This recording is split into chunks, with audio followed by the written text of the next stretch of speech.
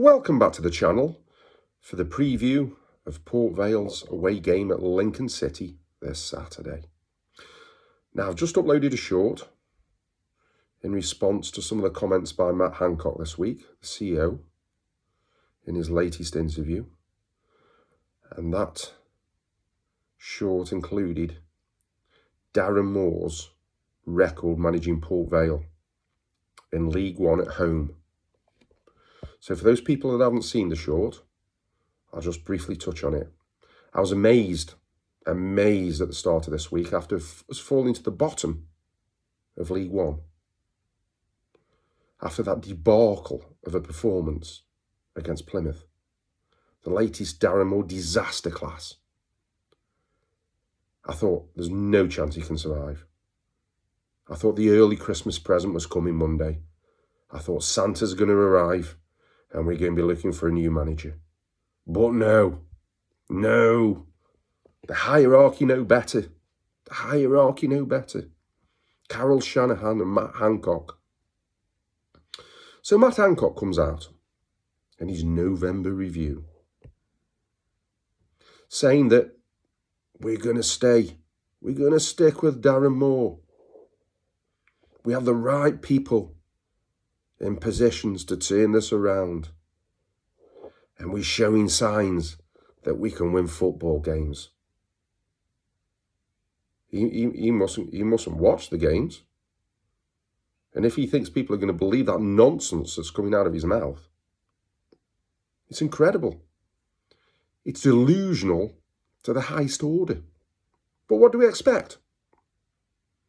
Like I said previously, we're indebted to Carol Shanahan for saving the club, but some of her football decisions beg a belief.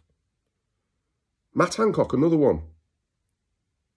He's got no experience as a CEO anywhere else. He came from Burton Football Club and he had a job in the community. So what qualifies him as a CEO? Same as David Flitcroft. Never worked as a director of football, failed football manager. But everything comes from the top. The structure has to be right at the top with people with experience for it to feed down and for us to be a successful football club. And that ain't happening. We've got people in positions that aren't qualified to do them. So Matt Hancock's his little chart saying, "Oh, we're going to turn around staying with Darren Moore." Well, let's put a statistic forward then. Darren Moore's home record managing Port Vale in League One. So that's the second half of the season when we went down, and this season up to now. So he's had 18 home games managing Port Vale in League One. He's won two games in 18. He's drawn 6 and he's lost 10.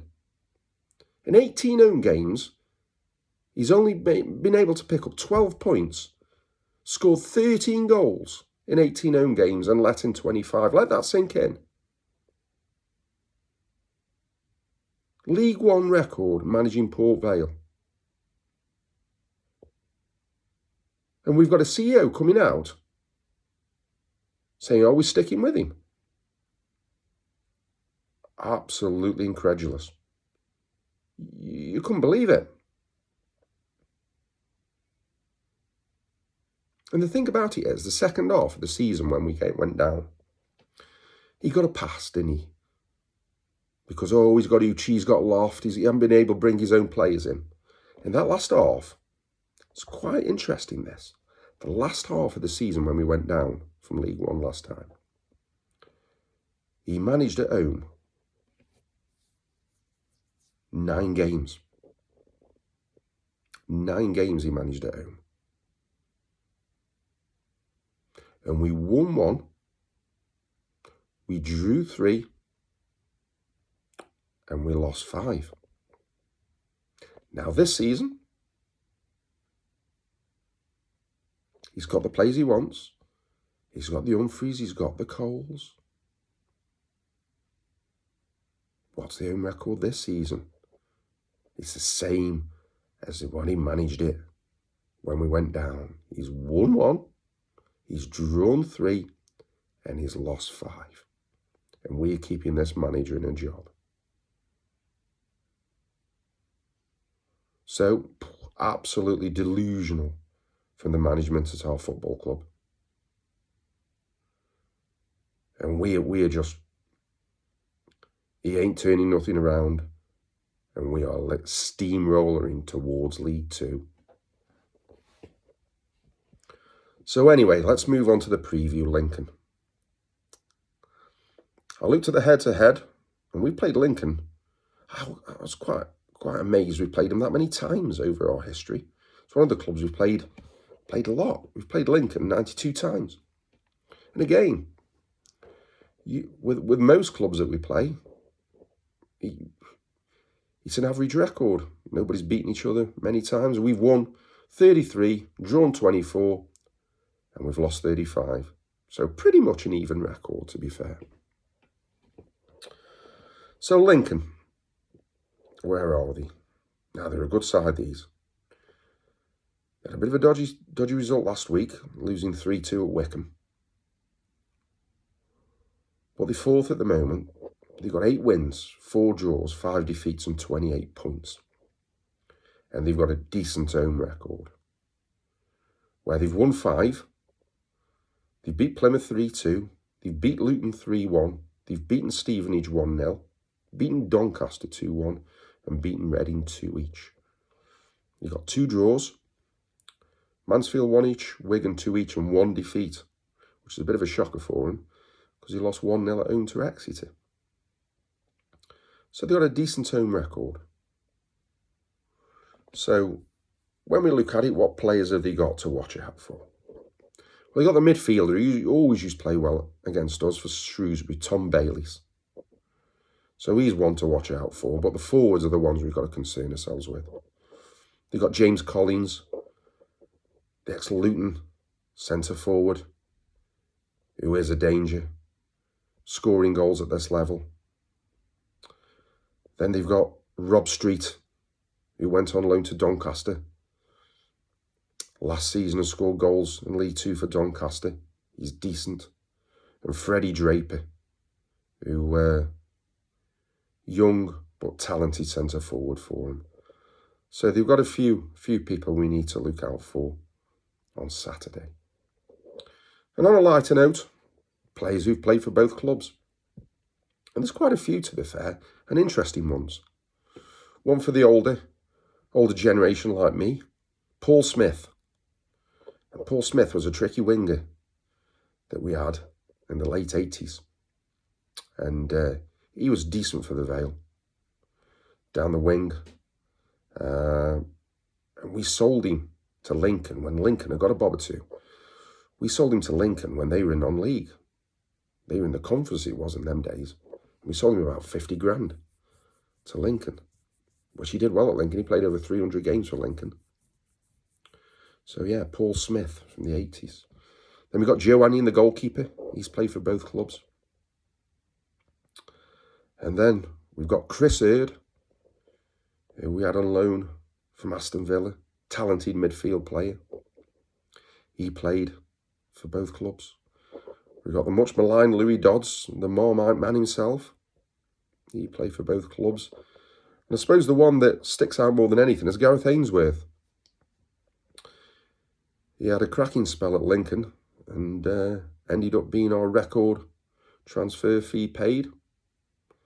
Joint, if the 500,000 we've paid for Joel's about right. But yeah, in those days, 500,000 for the Vale to pay was a lot of money. And so they paid 500,000 to Lincoln for Gareth Ainsworth, who ended up being sold to Wimbledon for 2 million. So good business there. So what do I think the teams are going to be? Oh my goodness, here we go. Well, Darren Moore's team will be totally different to mine again. And he kept the same team for 2 games on the trot for the Plymouth game and the one before, but he'll change it round this time. What do I think he'll do? I think he'll have Gucci in goal, I think he'll have Kyle John, right wing back. He'll have Humphreys, Hennigan and Hall, centre halves, with Headley on the left-hand side. His midfield, he'll revert back to type. With their own record, he'll try and nick it. So he ain't coming out anything other than his defensive setup. So I think he'll bring his princess back after they've had a little fallout, George Byers. And I think he'll have Crowsdale in the middle and he'll have Garrity as the flat three. And up front, he'll have Devante Cole and he'll go even more defensive because he'll put George Hall just behind him and filling in midfield when we haven't got the ball. Totally the wrong way to go. So my team, what would it be? I'll have Gucci in goal. I'll have John at right wing back. I'd change the back three. They've got a bit of pace. So I think, unfortunately, we need Deborah to come back in. I thought Hennigan was okay, but I don't think the game will suit him tomorrow. So I'd have Deborah on the right-hand side. I'd have Humphreys in the middle to utilise his distribution. Hall on the left. And we got nobody else but Headley, who was garbage last week. So if Marvin Johnson isn't fit, it's got to be Headley. The midfield three is totally different than what Darren Moore picked. The one I've been banging on for all season. Ojo, Walters sitting, Hall just behind the front two. Now I changed the front two about because Rory Payton's not doing it for me. Dropping into midfield too much. He's not aiding Devante Cole in any way, shape or form. So it's a smaller pitch at Lincoln. It's not a massive pitch. So I change it round a bit. He's done nothing this season. But it's a game for him if he sticks close to Cole and Cole feeds off him. I'll have Jaden Stockley up front with Devante Cole. So what do you think the result's going to be? Well, with the side Darren Moore's going to pick and the tactics he's going to use. And again, it'll be the clueless substitutions. I can't see anything other than a 3-0 defeat. So thanks very much for listening. Please like, please subscribe, and more importantly, up the Vale.